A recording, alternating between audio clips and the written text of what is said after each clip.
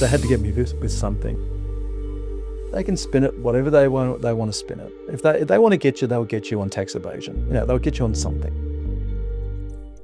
World-renowned neurosurgeon Charlie Teo has spent much of the last 3 years operating abroad, specifically in China, where patients from around the world, including Australia, have sought his help for deadly brain tumours. Meanwhile, in his homeland, medical authorities are watching him like a hawk after he was found guilty of unsatisfactory professional misconduct over 2 bad outcomes. News.com.au conducted a series of interviews with the doctor. During the first interview, auditors had arrived to look through his patient files to see that he was adhering to the strict restrictions that have been in place since 2023. Sadly, I think this might be the final nail in the coffin. I think they're going to charge me for poor record keeping, given that they've never been able to charge me for poor surgery or poor surgical indications or being a bad neurosurgeon.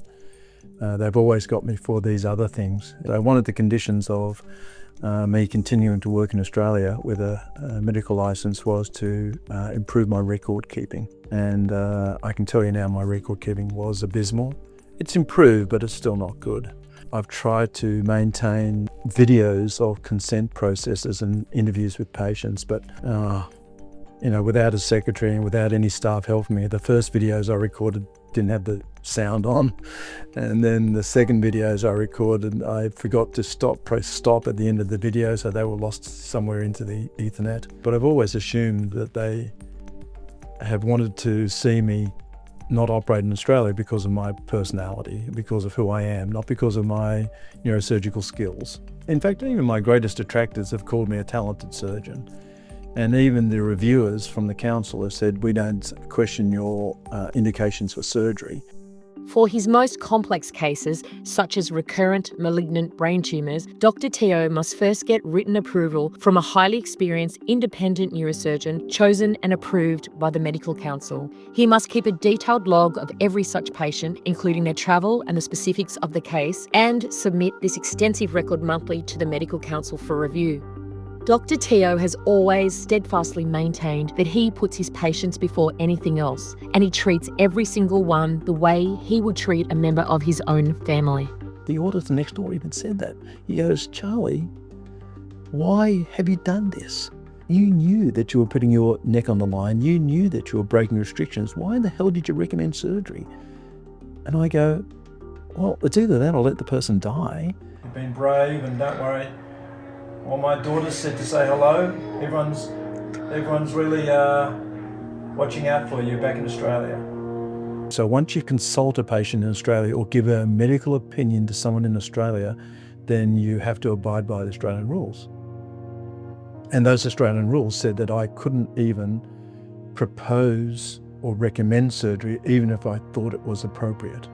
And even if I thought the patient needed that to save their lives, I wasn't allowed to say that. I am not allowed to recommend an operation while I'm in Australia seeing an Australian patient, even if I think that that's going to save their life. A specific case in the spotlight involves West Australian woman Jo Griggs. She travelled to China for surgery with Dr. Teo to extract a tumour which he says was initially misdiagnosed as malignant and inoperable by other Australian surgeons. Dr. Teo says he successfully removed what he identified as a benign tumour, saving her life. I said it wasn't recurrent because the surgeons in Western Australia never took out the tumour. So they biopsied it, sure, but they never took it out. So it was the original tumour. So I don't see how you could ever call that recurrence. When they biopsied it in Western Australia, the biopsy result came back as malignant glioma. But it never had the MRI characteristics of a malignant glioma. It never behaved like a malignant glioma. And when I eventually took it out, it wasn't malignant glioma. So in other words, wrong diagnosis, wrong treatment, wrong prognosis, everything wrong. And as a result, she was dying because she had this tumour that was getting bigger. And that's the one they're using against me to say that I breached condition 2. So very, very unfair. And really, the outcome should, I think, dictate the course of action. And the outcome was that she had a benign tumour, wasn't inoperable because it's out now, and she's alive and she's going to live. And she's likely cured, actually. Jo Griggs told news.com.au she would not be alive today had Dr. Teo not operated in China, and she said she has absolutely no regrets. She is devastated that her case has put him in hot water. It's sickening. I'm not saying I have perfect results every time.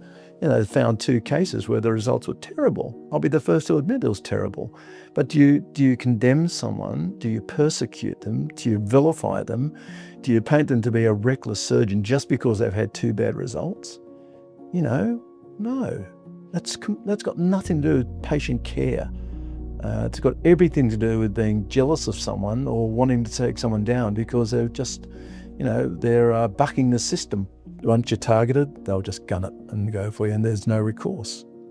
Dr. Teo says the personal toll of this long-running battle has been immense, not just for him, but for his family members, former patients who may need him again, and for the people of Australia who received the worst news of their lives, that they have been diagnosed with a ghastly, dreaded brain tumour. When I saw Nikki, my daughter, cry at the tribunal when she had to sit there and listen to them saying things that she knew weren't true, like, you're operating on your patients for money, you're operating on your patients for ego, you're operating on your patients because you don't really care much about them, you're a reckless surgeon. If anyone knows how false that is, it's my kids and my loved ones. And so she had to sit through there and listen to those lies being, purported to the media, because the media were there, and to everyone, when she knew that it was just so wrong. It was completely diametrically opposite to the truth. And she started crying. And that really tore me apart because, I've got the strength to put up with it. I know the truth. But when it hurts your loved ones, that's when you really, get affected by it.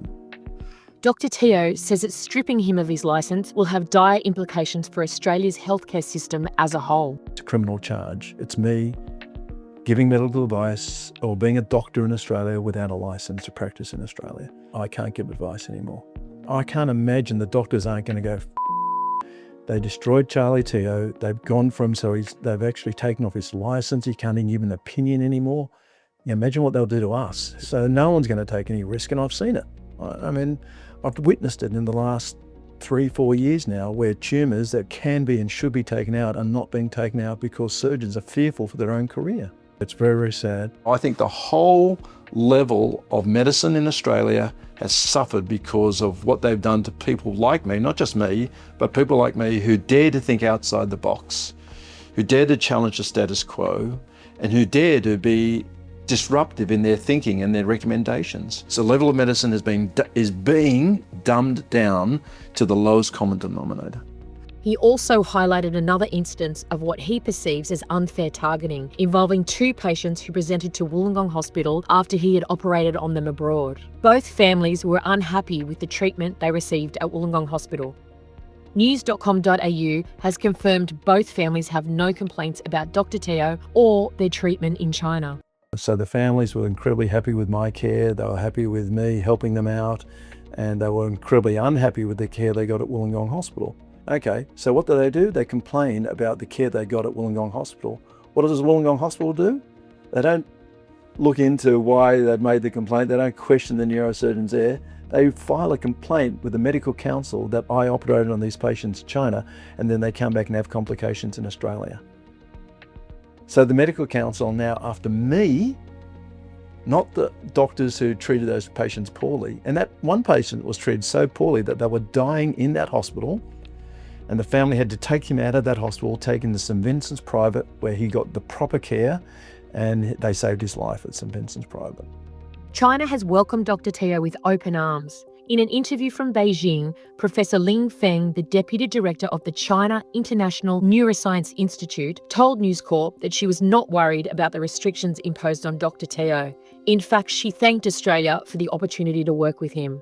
I know the negative Nancy's are going to say, well, just go to China then. I don't want to go to China. I love it, but I'm Australian. I love Australians. The Australian public have been so nice to me and so supportive of me. I would love to continue saving Australian lives. But, if I'm forced to go to China, and I have been, then I'll make the best of it over there. And they've been incredibly gracious and supportive and loving, really loving. They have invited me in, they asked me to teach, and they gather around and just listen and absorb every word I have to say. They built this amazing new hospital for me. They're going to build another hospital for me. They built a 5-story teaching block, and that teaching block includes not only a lab space but also 16 workstations for cadavers where I can teach neurosurgeons with the best equipment in the world. So every one of those workstations are better equipped than any operating room I've been in. And were your family here to see you after your operation? Yeah. Everybody waiting for you.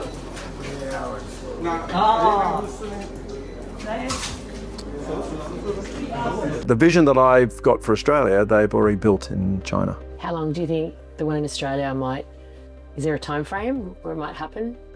Don't even ask me. I'm not into property development and all that sort of stuff, because I thought it could have been and should have been built within a couple of years. But no, it's Australia's very regulated. I don't think I'm making a controversial statement by saying that.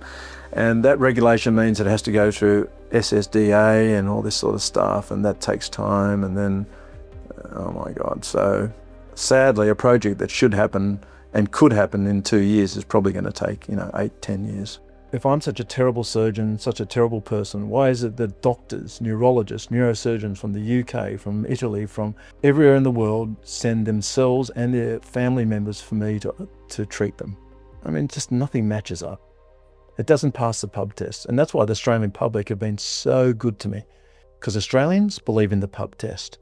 While the future looks grim for Australians diagnosed with the worst of the worst brain tumours, the ones that most doctors here consider inoperable, patients around the world will still get a fighting chance should they choose to take it. My overwhelming emotion has always been sadness for Australians. Sadness for me too, in some way, because, I always wanted to leave a legacy, and I always thought that I was a good person and treated my patients well. So, yeah, it's sad for me that way, but no, not sad in that I can't continue doing what I love doing. Every time I go overseas, and I don't say this to boast, but every time I go overseas, I just get uplifted by the support and the love and the respect that I get from neurosurgeons around the world. But I'm not quite sure I've got it in me anymore. It's been years and years and years of constant negativity, constant vilification and persecution, crucifixion by, powers that are way more influential and stronger than me. APRA and the Medical Council are a law unto themselves. They have no federal or state jurisdiction that governs them. They can do anything they want. They're not even medical. There's 7 board members. One of them's a doctor, the others aren't. And all the C-class, all the executives aren't doctors. It's killing me. Is that what drives you? Yes, it's not innate personal. knowing to tell? It's not personal health, or it's not money. Nothing's driving me except I love helping people. And I love helping people with the talent that's been a God-given talent. I'm really, really good at taking out brain tumours. And the whole world has recognised that except for Australia. I don't have a tremor. I'm still getting better at what I do. I'm still learning. I'm still teaching. I'm still saving lives that no one else can operate on. I always ask people around me, like I just recently asked the doctors in China, am I still good? Am I still getting good results? And the bad result I got, was that me? Because sadly, yes, a lot of doctors lose insight and they keep operating when they shouldn't. For the patients in Australia diagnosed with these worst of the worst tumours who feel robbed of Dr. Teo's expertise, he has some heartfelt advice. My recommendation is that there are good neurosurgeons in Australia who can and should be taking out your tumour. So if you go to a neurosurgeon and they say, oh look, it's inoperable, I can only biopsy it, push them. Say, listen, I do understand that it's a risky operation. I do understand that you are putting your own life at risk, your own professional life at risk. I do understand that the governing bodies want you to toe the party line, but I will sign whatever paper you want me to sign, that I want you to treat me like you would treat me like a member of your own family. If your daughter comes up to you with this tumour and you're going to push her away and say it's inoperable, fine, I'll accept that. But if you would operate on your own daughter, or if you would recommend surgery on your own daughter, that's how I want you to treat me. Grow some balls. Because a good surgeon not only has manual dexterity, good intellect, a good grasp of the literature, he also has courage. And, you need courage. And so you need to say to those naysayers, those MDTs, those ridiculous other neurologists and other doctors who say, oh, don't do it. You need to man up and go, listen, I think it should be done. I think I would do it if it was my own family member. I think I can do it. Treat the patient like they're a member of your own family, and all those things will dissolve away. Grow some balls. And we'll give him a little bit of steroid, give him some Panadol, sit him up, and keep our fingers crossed. But 3, 2, 1, smile. It's just sad for Australia, sad for Australians. You know, everyone who cancelled me, it's sad for them. if I didn't operate on that lady, she would now be dead. And are you happy to go to bed at night knowing that your actions to destroy me and rid Australia of me, if you're happy to accept that people and kids are going to die or are dying, fine, go right ahead. But as long as you understand you've got blood on your hands.